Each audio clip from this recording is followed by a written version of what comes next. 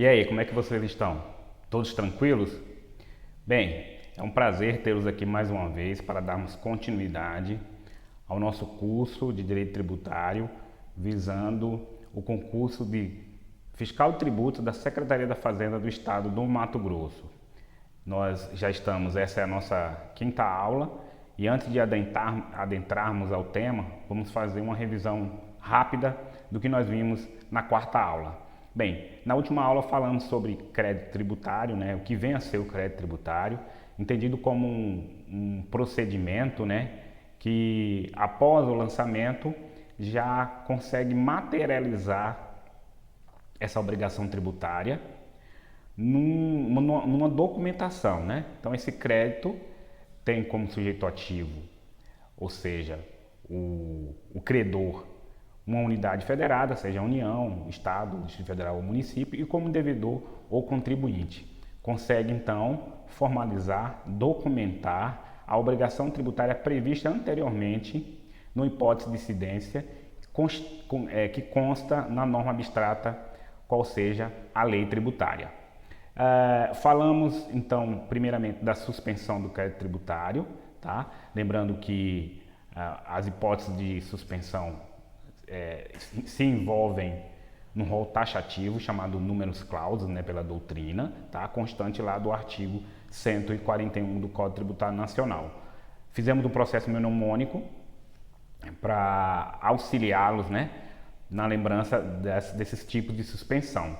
Qual seja, tu morde, limpa, Tu de tutela antecipada nos processos judiciais, mor de moratória, que consiste de dilação ou dilatação de prazo para pagamento do tributo, do crédito tributário, reclamações e recursos na esfera administrativa, que visa suspender a exigibilidade do crédito tributário, depósito do montante integral, em regra na esfera judicial, visando suspender esse crédito, e livrá-lo de juros e multas moratórias ao final do processo, liminar em mandado de segurança e demais processos judiciais, e por último, o parcelamento, em regra também na esfera administrativa,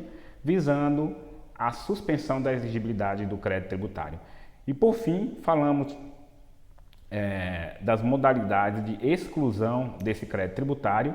Temos aí as duas figuras, anistia e isenção. Fizemos um processo mnemônico para facilitar o entendimento, o A de anistia e de isenção. Lembrando que nós isentamos o tributo e anistiamos a multa. A anistia dessa multa são para os fatos geradores já ocorridos, porém sem um lançamento ainda efetuado. Então, visto rapidamente o que nós abordamos na aula anterior, passemos agora efetivamente ao conteúdo exclusão do crédito tributário, tema dessa nossa aula atual.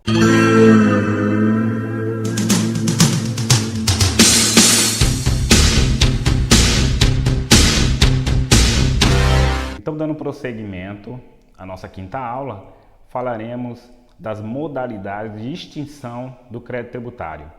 Antes vamos falar novamente, relembrar o transcorrer, do caminhar desde lá da hipótese de incidência até a extinção desse crédito tributário. Temos aqui a figura, o legislador pensou alguns fatos do dia a dia, e trouxe isso para o ordenamento jurídico, transformou em norma, nascendo então a hipótese de incidência, que está contida na norma abstrata, qual seja a legislação, tanto no sentido amplo quanto no sentido estrito, que é a lei tributária. O sujeito passivo, fazendo essa conduta que se amolde, se encaixe, que haja a subsunção do fato à norma, nasce o fato gerador. Com o nascimento do fato gerador surge a obrigação tributária, que temos sujeito ativo, sujeito passivo e o objeto, qual seja, pagar o tributo ou fazer ou deixar de fazer algo que é obrigação acessória em virtude do prestígio, a fiscalização e a arrecadação dos tributos. Com a obrigação tributária, nasce então o crédito tributário, tá? Que tem a mesma natureza desta. Esse crédito tributário ele foi efetuado após o lançamento, né? O crédito tributário ele materializa, né, com a notificação ao sujeito passivo desse dever de pagar imposto. Essa notificação para que efetue o pagamento, ela possui um prazo. Não tendo atendido esse prazo, esse débito poderá ser inscrito em dívida ativa. Essa dívida ativa ela é materializada pela certidão de dívida ativa, CDA, que até aqui no slide aqui está CND, quando de fato deveria estar constando CDA, né? Então, com o lançamento tributário, dando ensejo ao crédito tributário, esse crédito ele possui certeza, porque está designado pelo lançamento, e liquidez, porque atende o critério quantitativo do consequente da regra matriz de incidência, qual seja a base de cálculo e a alíquota, certo? Portanto, o crédito tributário tem exigibilidade. Mas, como falamos, não pagando no prazo correto esse crédito tributário, ele é inscrito em dívida ativa, constitui então a CDA, que neste caso possui exequibilidade, ou seja, é exequível, pode ser objeto de uma ação judicial para a cobrança desse crédito tributário. As formas e todos os modos de como vai ser feita essa cobrança está previsto numa lei ordinária, tá? Que é a nossa lei de execução fiscal, LEF. Então nós temos aqui na figura EF de execução fiscal, pela lei 6.830 de 1980. Essa lei é uma lei ordinária, diferentemente da lei que trata das questões tributárias, normas gerais de direito tributário, que é o nosso Código Tributário Nacional, tá? Lei 5.172 de 66. No seu bojo, no seu nascedouro, nasceu como uma lei ordinária, contudo foi recepcionada pela nossa Constituição Federal como lei complementar. Por isso nós destacamos ali, abaixo da figura, a lei complementar, que é o Código Tributário, que vai tratar das hipóteses de extinção do crédito tributário, tá? Temos aqui que uma das modalidades de extinção é a decadência, por isso aqui prazo decadencial de 5 anos e prazo prescricional também de 5 anos. Não atendido esses prazos, o crédito tributário será considerado extinto. Nós falaremos no momento oportuno o que é decadência, o que é prescrição. Contudo, já alertamos que esses dois institutos serão temas de uma aula exclusiva por ser avolumado o seu conteúdo, ok? Então, passemos às modalidades de extinção do crédito tributário. Antes de mais nada, eu quero chamar a atenção de vocês para rememorar as hipóteses de suspensão e de exclusão. Por quê? Por mais das vezes, as bancas examinadoras dos concursos públicos se atentam a querer saber se o examinado consegue separar, distinguir o que é um instituto alçado na modalidade de extinção, exclusão ou mesmo suspensão.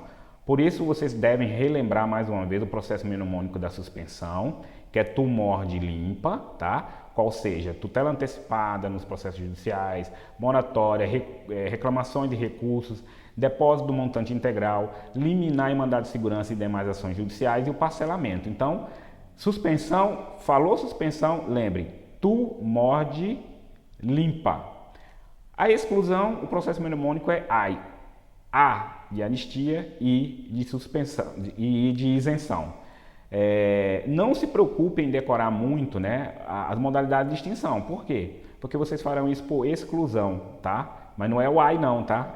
É exclusão. O que não for suspensão, ou exclusão, então será extinção. É só relembrar os tipos de exclusão, contidos no artigo 156, que se não for suspensão ou exclusão, fatalmente será extinção.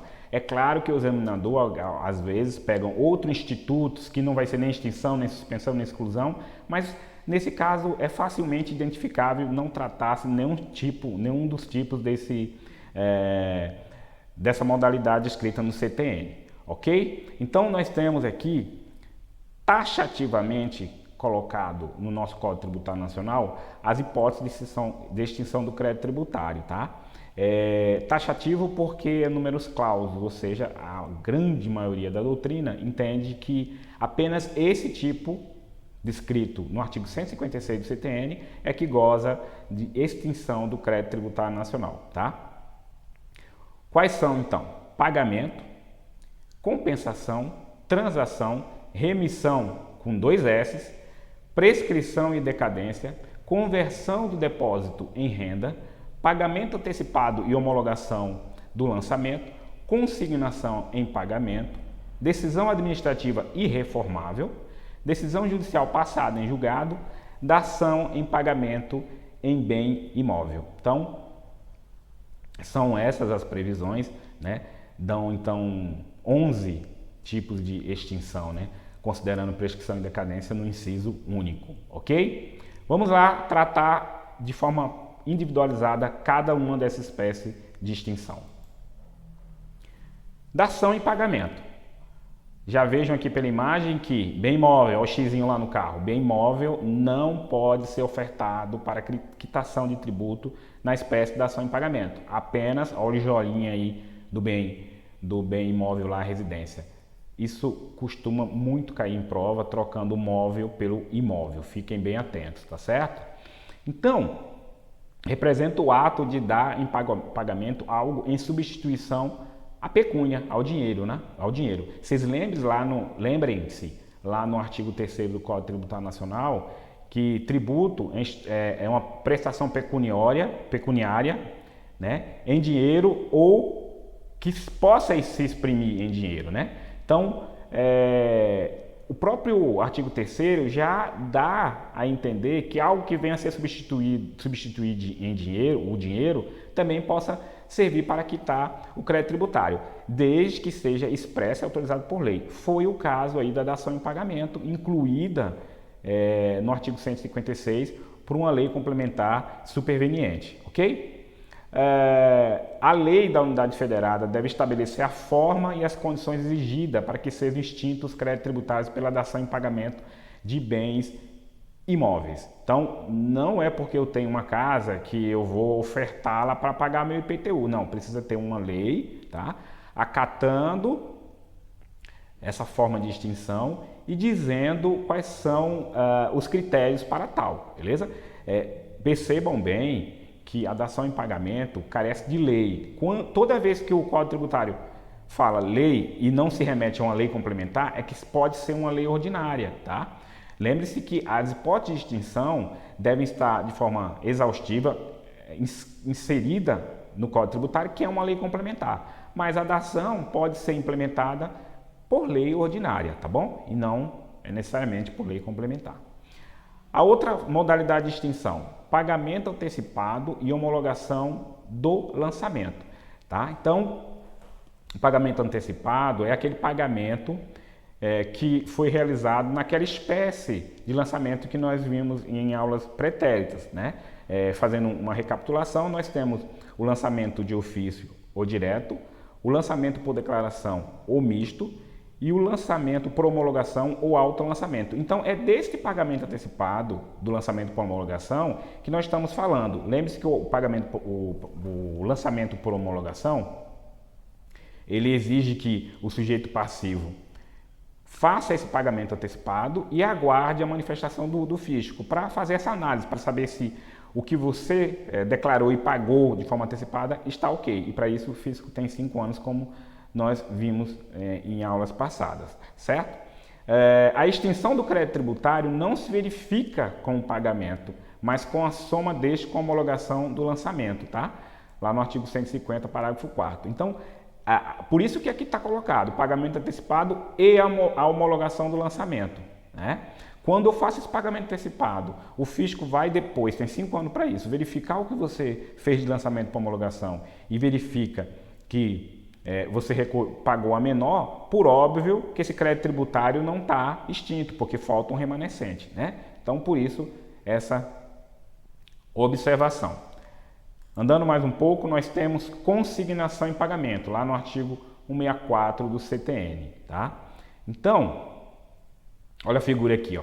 O que fazer quando você quer pagar, mas o credor não quer receber, tá? Nesse caso da consignação em pagamento, é aquele que o fisco está se negando a receber, né?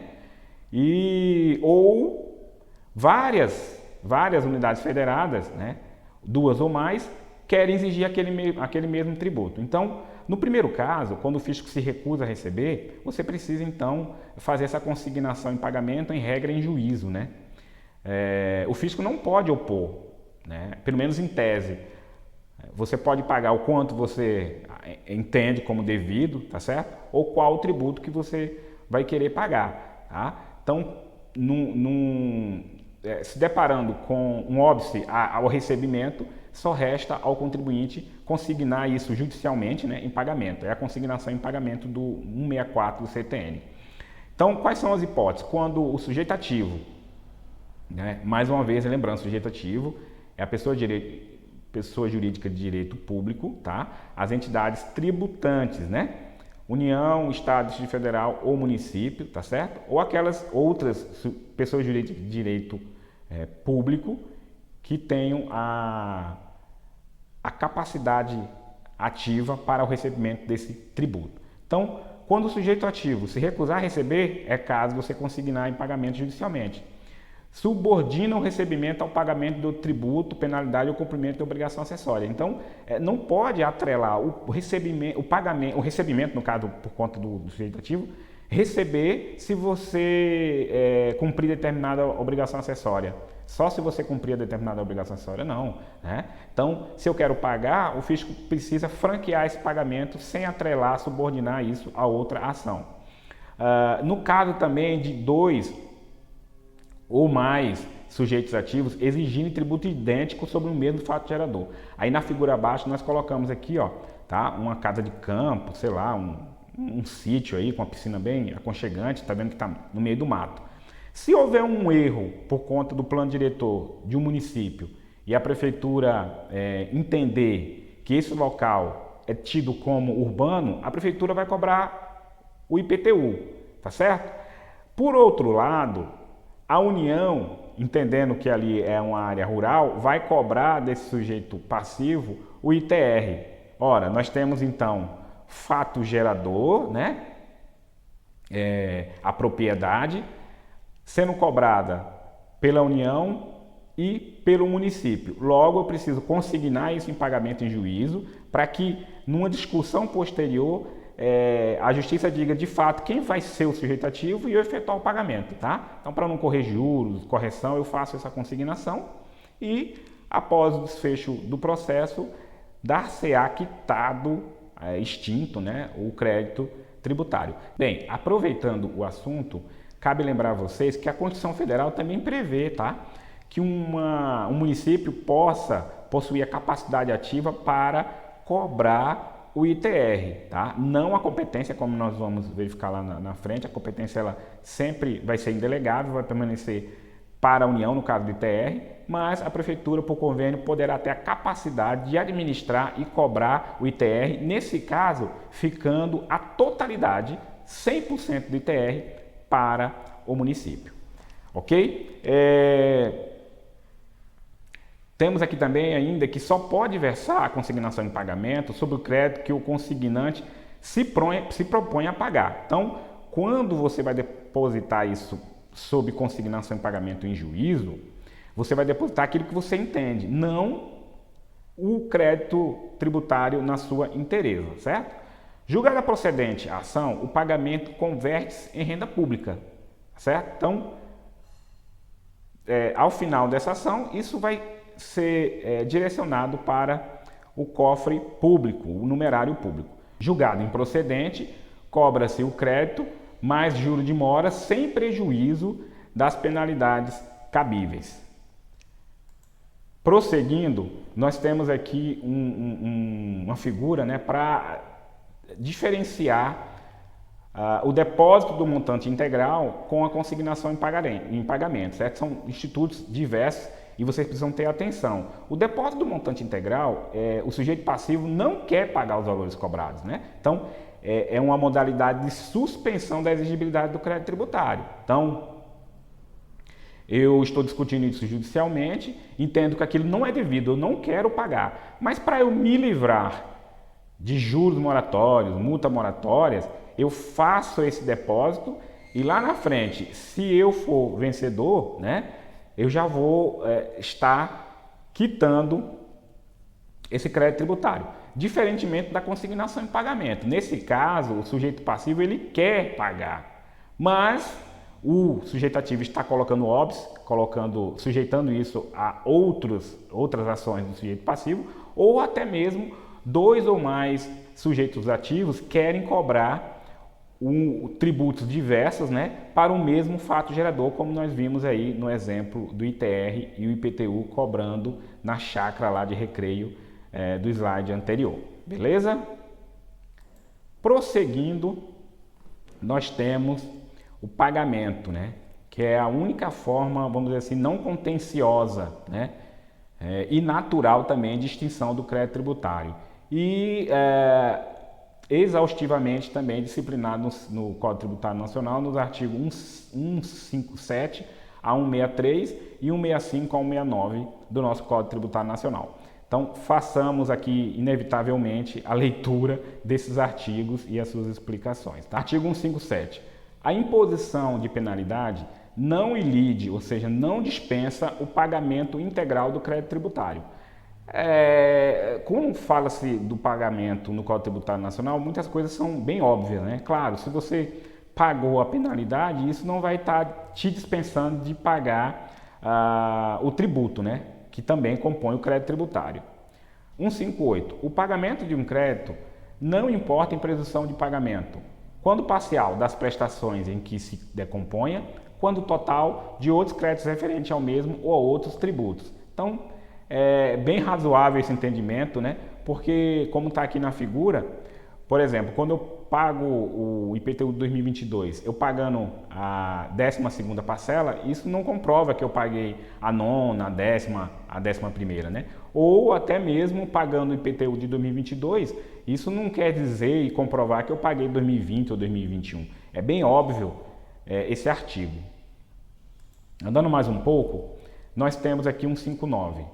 Quando a legislação tributária não dispuser a respeito, o pagamento é efetuado na repartição competente do domicílio do sujeito passivo. Então, lembrem-se que o CTN é de 1966, então uma realidade econômica e de tecnologia totalmente diferente, né? Hoje você pega ali o imposto e paga pelo QR Code, aqui na Prefeitura de Tangará da Serra mesmo, a gente faz isso, paga o IPTU, vem o QR Code e você já paga. Então, mas naquele tempo você precisaria se dirigir a um estabelecimento bancário, né? Por isso que o 159 diz que quando a legislação não dispuser a respeito, o pagamento é efetuado na repartição do domicílio tributário do sujeito passivo. 160. Quando a legislação tributária não fixar o tempo do pagamento, o vencimento do crédito ocorre 30 dias depois da data em que se considera o sujeito passivo notificado do lançamento, tá? Então, a legislação de cada ente federado vai dizer qual é o tempo que se considera vencido aquele crédito tributário. Em regra, 30 dias, né? A maior parte dos FIIs colocam 30 dias, tá certo? A contar de quando? A contar da notificação ao sujeito passivo, tá certo? A legislação tributária, no parágrafo único, a legislação tributária pode conceder desconto pela antecipação do pagamento nas condições que estabeleça. Nós vivemos isso anualmente, né? A maioria das prefeituras também concede desconto, tá? Para o IPTU, temos aqui a figura aqui, 40% de desconto do ano passado, IPTU do ano passado, e os próprios estados e DF concedendo desconto no IPVA para auxiliar e e favorecer, né, aqueles contribuintes que adiantam o pagamento. Lembre-se que o parágrafo único coloca que a legislação tributária pode conceder desconto, né? Então, lembremos mais uma vez que legislação tributária, ela vai desde a lei, lá da pirâmide de Kelsen, até uma norma infralegal, como a portaria, um decreto, também, então, pode conceder esse desconto para o pagamento antecipado. Caminhando ainda no que diz respeito ao pagamento, nós temos o artigo 161.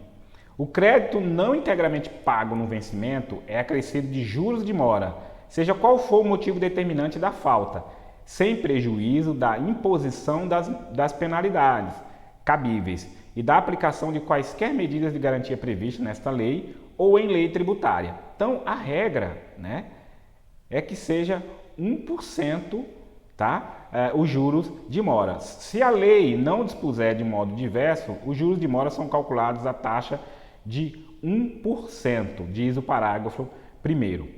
O disposto nesse artigo, no parágrafo 2º, não se aplica na pendência de consulta formulada pelo devedor dentro do prazo legal para pagamento do crédito tributário, tá? Então, é uma exceção do artigo 61 a consulta tributária. O que é consulta tributária? É aquela interpretação duvidosa que o sujeito passivo tem se ele vai atuar de uma forma ou de outra, ou seja, ele se vê na dúvida sobre como atender a legislação tributária. Logo, existe a possibilidade dele consultar o sujeito ativo e dizer: fisco, nesse caso aqui, na minha dúvida, para onde, qual a forma que eu devo atuar? E aguardar essa resposta do fisco, tá? Então, nesses casos, não vai aplicar os juros de mora nem a penalidade, tá certo? Então, nós temos ali, ó, uma figura da consulta aqui na Secretaria da Fazenda do Estado. Existe um e-process que toda a demanda do contribuinte, tá? Já vão se familiarizando, vocês que serão, se Deus quiser, meus futuros colegas fiscais tributos estaduais, né? Toda a comunicação aqui na Secretaria da Fazenda é feita via e-process, ou seja, processo eletrônico. E um deles, né, é um processo exclusivo para fazer essa consulta. Nós temos a figura aqui no lado esquerdo. Então, feita a consulta, não, enquanto tiver, né, pendente essa resposta, não incidirá os juros de 1% e nem multa, tá certo? Fica bem tranquilo, porque você pode questionar sem ser penalizado lá na frente da resposta, tá bom? Agora o 162. O pagamento é efetuado em moeda corrente, cheque ou vale postal. Cheque, alguém utiliza cheque hoje em dia? Muito difícil, né? Mas há essa previsão no CTN. Nos casos previstos em lei, em estampilha, em papel selado ou por processo mecânico. Aí piorou ainda, né? Estampilha era uma forma de uma espécie tipo selo também. Papel selado, um papel que continha esse selo. E o processo mecânico, aquele que faz aquele barulhinho quando vai na lotérica, né? Então, assim, totalmente em desuso também, mas para efeito de concurso público, há essa previsão no 62.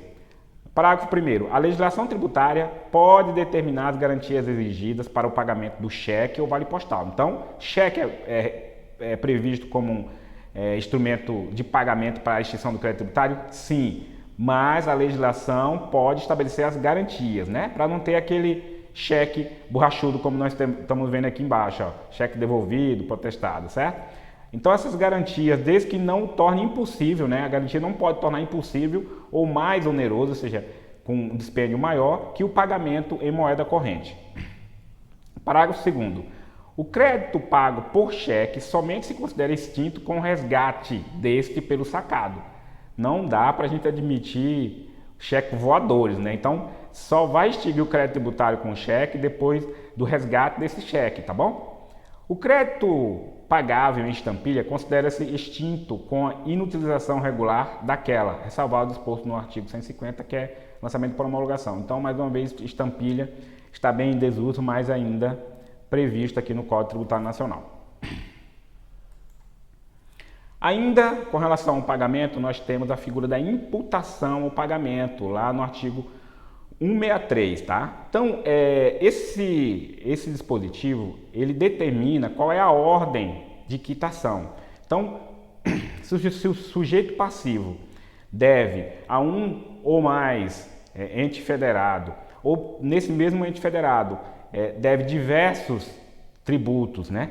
com datas diferentes de vencimento, o Código Tributário Nacional ele determina como deve ser imputado, ou seja, como deve ser extinto, como o fisco deve proceder na extinção desculpem, desse crédito tributário. Então nós temos o primeiro critério, é o critério pessoal. O segundo, o critério da vinculação desse tributo. Tá? Lembrem-se que os tributos vinculados são diferentes dos não vinculados. Não vinculado, em regra, é o quê? Imposto, certo? Ele não está vinculado a uma atividade específica do Estado. Já os vinculados, nós temos como exemplo a taxa, a contribuição de melhoria, né? Que vai ser, necessitar, melhor dizendo, de uma atividade específica. E por terceiro, a questão do prazo prescricional, okay? Ou seja, aquele que vence primeiro, né? E por último, o valor desse crédito tributário, tá certo? Então, no critério pessoal, primeiro a obrigação própria, ou seja, do contribuinte. Depois, aqueles que têm a figura da responsabilidade tributária, tá? Lembre-se lá daquele exemplo que os pais são responsáveis pelos tributos devidos pelos filhos, né? A vinculação, ó, primeiro tem que pagar aqueles vinculados, tributos vinculados, quais sejam, contribuição de melhoria, depois taxas, sempre nessa ordem, e depois, por último, impostos. E a questão da prescrição, primeiro, ordem decrescente dos prazos, né?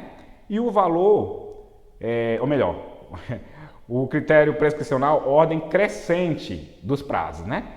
E o valor, a ordem decrescente, ou seja, eu vou pagar primeiro os maiores montantes, maiores monta, e depois os de valores inferiores. Vamos ver como é que está isso no nosso CTN. Artigo 63.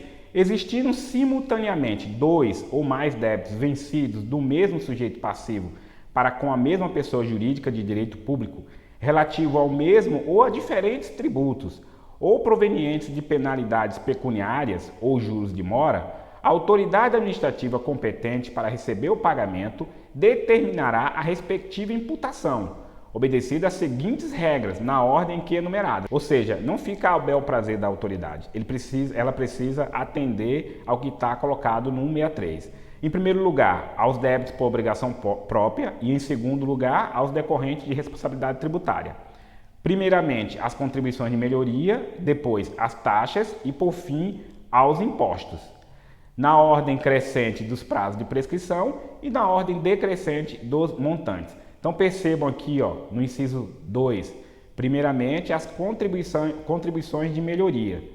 Por que o legislador colocou isso? Lembre-se, contribuição de melhoria é aquele tributo instituído para atender, fazer frente, tá? A valorização do imóvel do particular frente decorrente de uma obra pública. Então tem um vínculo bem forte, né? Uma vinculação bem forte com, vamos dizer assim, uma facilidade, uma melhora da vida do próprio contribuinte que vai ter aquele imóvel valorizado. A taxa é também um tributo vinculado, mas não tem essa vinculação tão grande. Por exemplo, a taxa de coleta de lixo, você vai ser beneficiado, né? Mas não tem aquela vinculação, você só vai ser beneficiado porque recolher o seu lixo. Mas, por exemplo, não vai valorizar o seu imóvel por conta disso. Então, é uma vinculação um pouquinho menor. Já o imposto não tem vinculação nenhuma, tá? Então, é por isso que o CTN colocou essa regra, né, a ser observada no inciso 2º. Então, é bem fácil o entendimento nisso. E as provas costumam inverter tudo isso para colocar você em pegadinha. Fique atento, ok? Andando ainda no pagamento. Repetição do indébito tributário, pagamento indevido. Então, por vezes, quanto mais, né? O contribuinte, de forma desavisada, ele paga 2 vezes o mesmo tributo ou paga a maior esse tributo. Como que ele vai ficar nesse caso? Vai ficar, igual fala a expressão, perdeu? Não, não perdeu. Ele vai entrar com processo administrativo ou até mesmo judicial para reaver isso, sob pena do ente estatal, o ente tributante, estar se enriquecendo de forma indevida, certo? Então, como é que é colocado isso no CTN? O contribuinte tem o direito de reaver o que pagou indevidamente, inclusive os juros e multas de mora, também serão restituídos na mesma proporção. A correção monetária é aplicada a partir da data do pagamento indevido. Isso é muito importante, porque as provas elas trabalham bem com isso. Uma vez que os juros, olha lá, já os juros de mora incidem a partir do trânsito em julgado e não são capitalizáveis. Não há juros sobre juros, ou seja, serão juros simples. Então, eles trabalham muito com isso.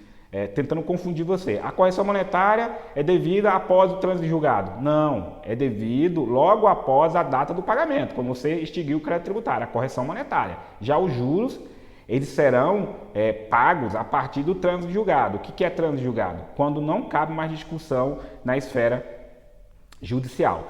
E há inclusive uma súmula 162 do STJ dizendo, na repetição de indébito tributário, ou seja, indébito tributário é aquele pedido administrativo ou judicial que você solicita aquele pagamento a maior ou indevido, ou seja, pago até mesmo em duplicidade.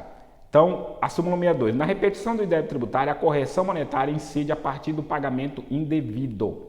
Temos aqui uma balança, né? Juros devidos a partir da data do trânsito de julgado. Correção monetária devida a partir da data do pagamento. Vamos ver como está isso no CTN. Repetição do indébito, né? Artigo 165.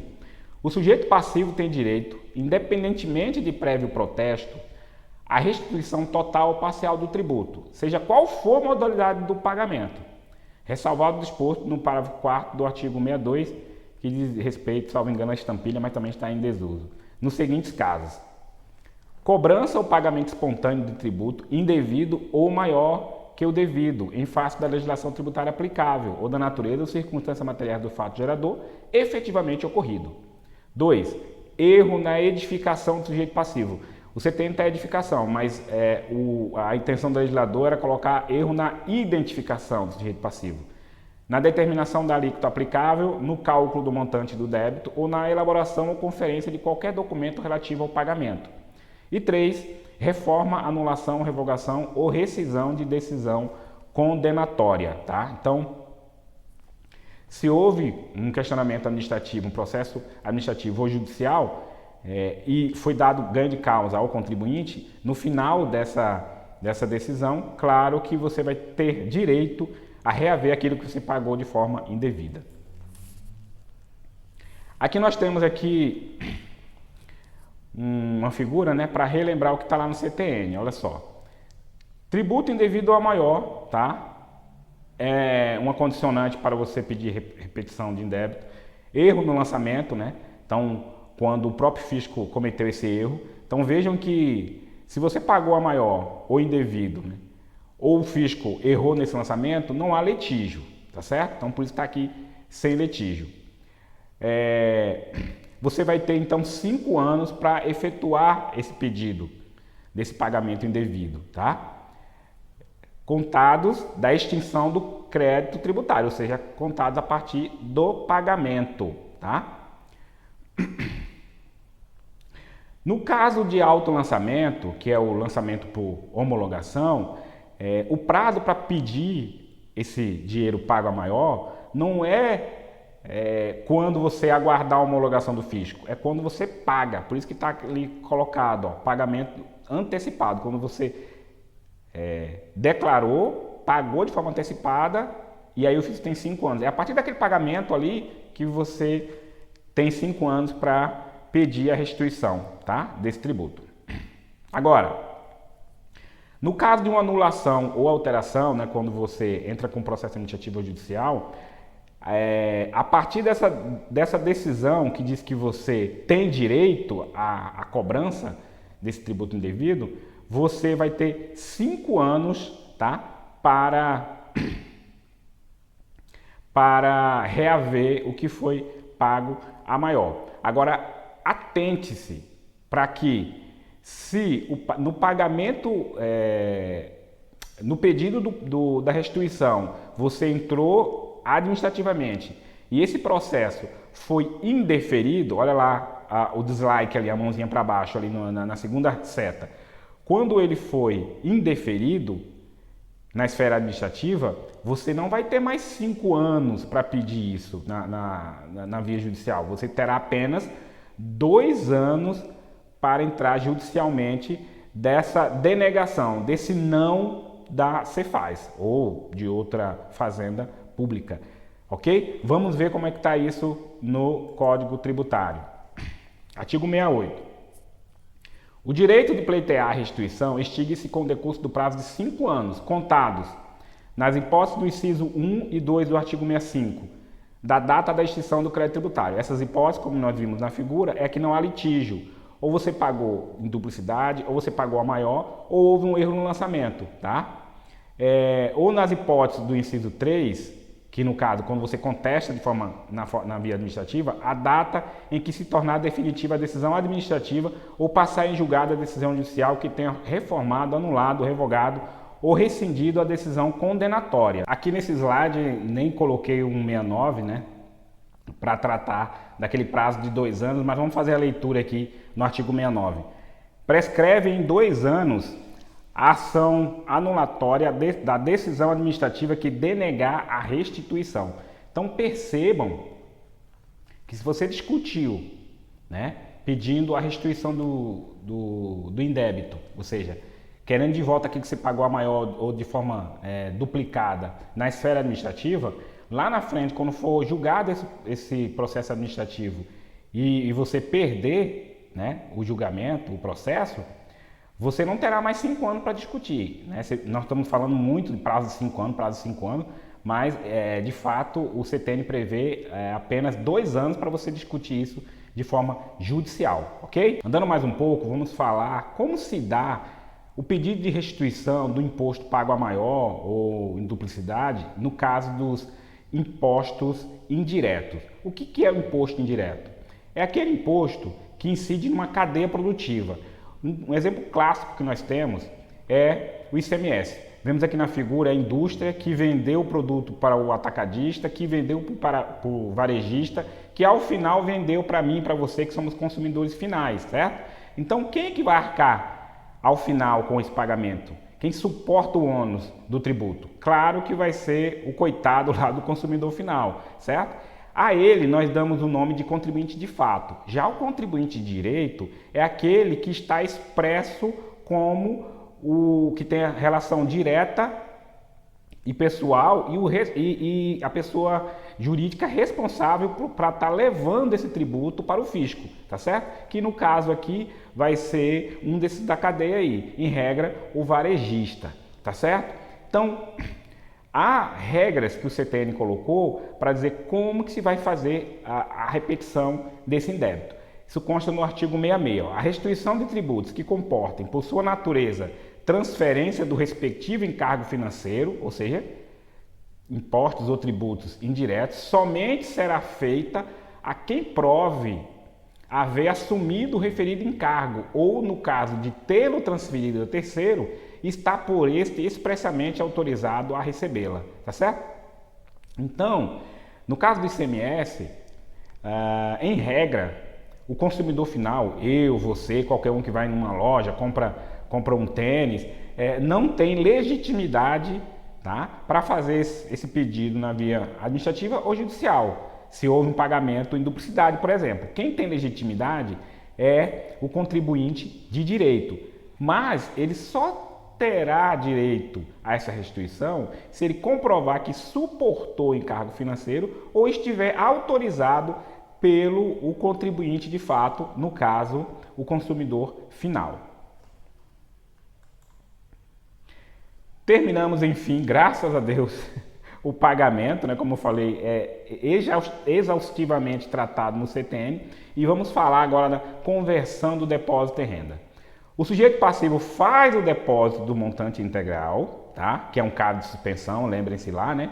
Se perder a ação, o depósito converte-se em renda para o fisco, que no caso aí nós estamos já no caso de extinção. É bem simples, né?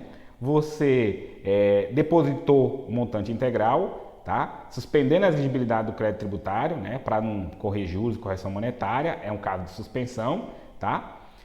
Judicialmente. Ao final do processo, você pode ter isso aí convertido em renda, tá? E com isso extinguir o crédito tributário. Andando mais um pouco, vamos ver mais uma espécie então de extinção do crédito tributário, decisão administrativa irreformável. Quando você discute um crédito tributário na esfera administrativa, nós chamamos então de impugnação, né? O sujeito impugnou. Lembre-se também que a impugnação, que nós no CTN está colocado como reclamações ou recurso, né? São duas modalidades, suspende o crédito tributário. Então ele impugnou, se ao final de todas as análises administrativas a decisão é favorável ao contribuinte, temos a extinção do crédito tributário, né? Coloquei a figura aqui também da nossa Secretaria de Fazenda do Estado, que temos um e-process específico para você impugnar, contestar esse lançamento. Andando mais um pouco, decisão judicial transitada ou passada em julgado, tá? É a decisão judicial que não cabe mais recurso e foi favorável ao contribuinte. Então, Zé Fini, né? Extingue o crédito tributário. Remissão, com 2 S, trata-se de perdão. Olha lá, mãozinha. Perdoe, fisco, a minha dívida, tá? Tá lá no artigo 172. A lei pode autorizar a autoridade administrativa a conceder por despacho fundamentado remissão total ou parcial, né, do crédito tributário, atendendo à situação econômica do sujeito passivo, tá? Ao erro ou ignorância excusáveis, ou seja, desculpáveis do sujeito passivo quanto à matéria de fato, a diminuta importância do crédito tributário. Já presenciei aqui na Cefaz vários lançamentos lá no conta corrente do contribuinte com a seguinte nota: extinto por remissão, que eram valores ínfimos, né?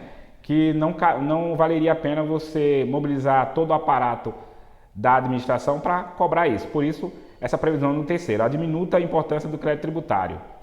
Há considerações de equidade em relação com as características pessoais ou materiais do caso também, né? Uma questão de justiça fiscal. Há condições peculiares a determinada região do território da entidade tributante. E no parágrafo único diz que o despacho referido nesse artigo não gera direito adquirido, aplicando-se, quando cabível, o disposto no artigo 155. Então, por ser um benefício fiscal, né, não vai gerar direito adquirido aqui nesse caso, tá? Porque é a autoridade administrativa que vai, por despacho, né, conceder a remissão. E, lembrando mais uma vez, sendo benefício fiscal, precisa de lei específica. Então, remissão igual a perdão da dívida tributária. Compensação, tá? Compensação, o nome já está dizendo o que significa, né? No artigo 170 a 170A do CTN. Então, nós temos um devedor e temos um credor, tá? Nós vamos compensar as dívidas e, ao final, aquilo que restar remanescente será quitado, né? A compensação de créditos tributários não pode ser deferida em ação cautelar ou por medida liminar cautelar ou antecipatória, diz a súmula 212 do STJ, para prestigiar a segurança jurídica. Vamos entender isso para não ficar só decoreba essa súmula 212. Bem, veja, vamos pensar um pouco. Compensação significa que, previamente à finalização desse modelo de extinção, tanto o fisco quanto o sujeito passivo precisará fazer como se fosse um encontro de contas para saber realmente qual o valor que um tem direito e qual o valor que o outro tem direito. E se ao final restar iguais desses valores, tanto do sujeito passivo quanto do sujeito ativo, restará zerado e extinto totalmente o crédito tributário. Se tiver algum remanescente, cobrar-se-á esse remanescente. Mas vejam que antes deve haver uma verificação desses montantes. Por isso que a súmula 212 não admite a compensação por ação cautelar ou medida liminar, que são decisões que não põem fim a um processo judicial. Ora, se não põe fim, como que eu vou extinguir o crédito tributário sem antes fazer toda essa verificação? Por isso, essa é o teor e o sentido da súmula 212. Temos aqui que precisa de autorização legal, tá certo? Para compensação, estabelecendo as condições. Então, não é do livre-arbítrio do sujeito passivo. Eu tenho um crédito com com a fazenda e preciso pagar esse tributo. Vou lá compensar. Não, precisa de autorização legal e nessa lei será dita as condições, tá certo? Os créditos deverão estar líquidos, tá? Ou seja, já verificado o quanto devido, certo, tá certo? Porque está inserido num documento oficial, né? Seja administrativo ou judicialmente com a certidão de dívida ativa, vencidos ou vencendo. Se tiverem vencendo, a apuração desse valor não pode ultrapassar 1% de juros ao mês. E também é vedado a compensação para processos que ainda não transitaram em julgado. Vamos ver como está isso no CTN. Artigo 170. A lei pode, nas condições e sob as garantias que estipular, ou cuja estipulação em cada caso atribuir à autoridade administrativa, autorizar a compensação de créditos tributários com créditos líquidos e certos, vencidos ou vincendos do sujeito passivo contra a fazenda pública. Parágrafo único. Sendo vencendo o crédito do sujeito passivo, a lei determinará para os efeitos desse artigo a apuração do seu montante, não podendo, porém, combinar redução maior que a correspondente ao juro de 1% ao mês pelo tempo a decorrer entre a data da compensação e a do vencimento. E no artigo 170-A, é vedada a compensação mediante o aproveitamento de tributo, objeto de contestação judicial pelo sujeito passivo, antes do trânsito em julgado da respectiva decisão judicial, certo? Então, sendo discutindo na via judicial, não há que se falar em compensação, só após o trânsito em julgado. Nós temos também aqui no 171 a transação, ou seja, negociação. Vamos negociar? É o que está dizendo o 171. A transação é o acordo para concessão recíprocas que põe fim ao litígio. No direito tributário, cabe apenas a transação terminativa, ou seja, para pôr fim a essa conversa aí, tá certo? Vamos transacionar, vamos negociar para terminar. Não há que se falar mais no crédito tributário, extingui-lo.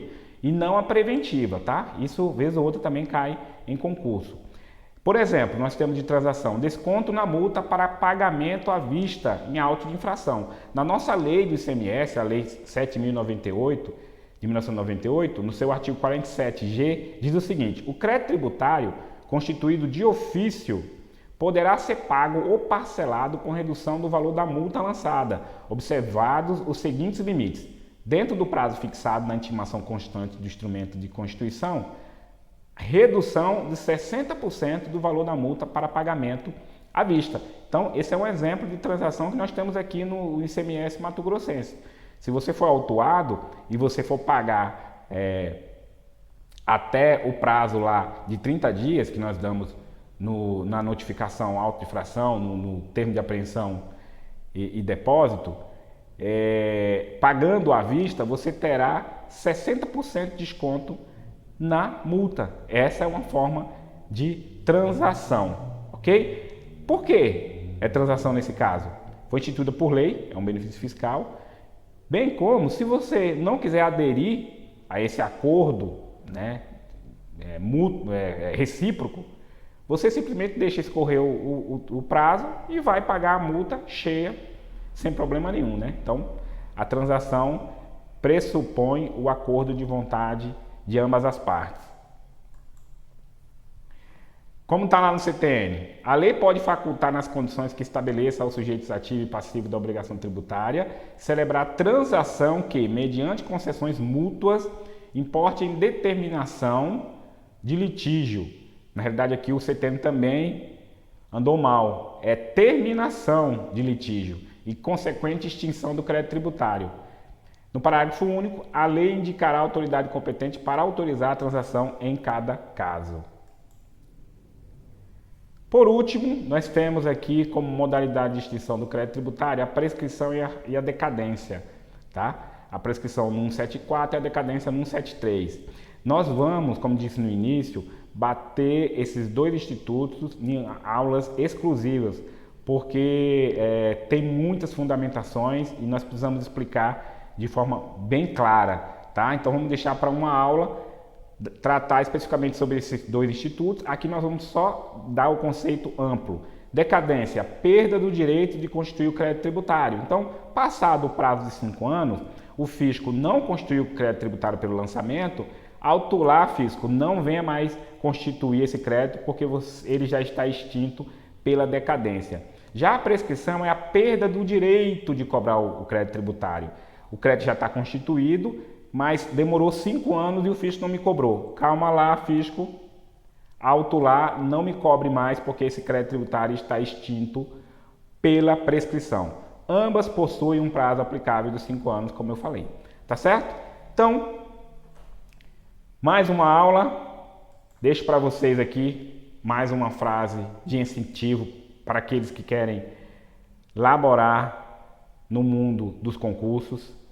É sempre válido, não existe tempo, não existe dificuldade, só querer que você atingirá o seu objetivo de passar nesse concurso, especificamente fiscal e tributos, como qualquer outro, porque essas nossas aulas dão suporte a passar em exame da OAB e qualquer concurso que exija a matéria direito tributário. Vamos à frase: tente 1, 2, 3 e, se possível, tente a 4ª, a 5ª e quantas vezes for necessário. Só não desiste nas primeiras tentativas. A persistência é amiga da conquista. Se você quer chegar aonde a maioria não chega, faça o que a maioria não faz. Bill Gates. Um abraço, até a próxima aula.